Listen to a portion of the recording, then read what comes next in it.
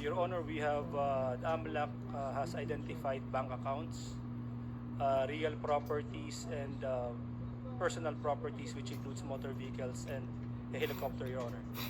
So doon po sa mga bank accounts, ilan pong bank accounts ang subject po ng freeze order? For the bank accounts, Your Honor, there were 88 principal accounts and 90 related accounts, Your Honor. 88 principal accounts and how many related accounts? 90 related accounts. 90 or 90? 90, Your Honor. 90 related accounts. Doon po sa mga bank accounts, magkano po ang kabuuang pera na subject po ng freeze order doon po sa mga bank accounts na yun?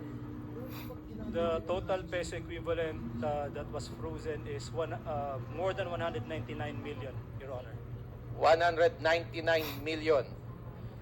You also mentioned a while ago that there were properties, real properties, that are also subject of the freeze order.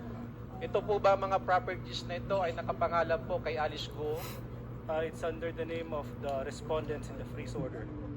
At And some of them are in the name of Ms. Alice Guo, Your Honor.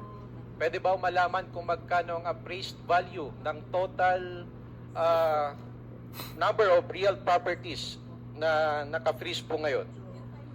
The appraised value of the real properties is over 478 million, Your Honor. 478 million. Yes, Your Honor. Aside from the cash in the banks, aside from the real properties that the subject of this freeze order, ano po ba ang subject of freeze order? May nabanggit po kayong motor vehicles. Pwede ba malaman kung magkano ang total amount of the appraised value of these motor vehicles? The appraised value, Your Honor, is more than 76 million, Your Honor. And mostly, ito pong mga motor vehicles na ito po ay mga sasakyan. Tama po ba? That is right, Your Honor. May nabanggit din po kayo isang helicopter. Magkano po yung value ng helicopter na subject po ng freeze order?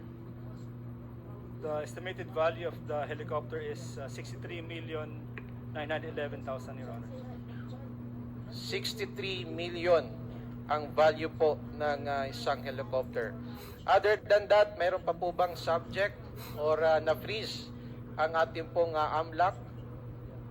Your Honor, well, if it's effectively frozen, there are properties which are now undergoing civil forfeiture, Your Honor. And I'm referring to the land in the Baofu, the land where Baofu compound is located, Your Honor. Okay, bago po akong magtanong about dun sa Baofu compound,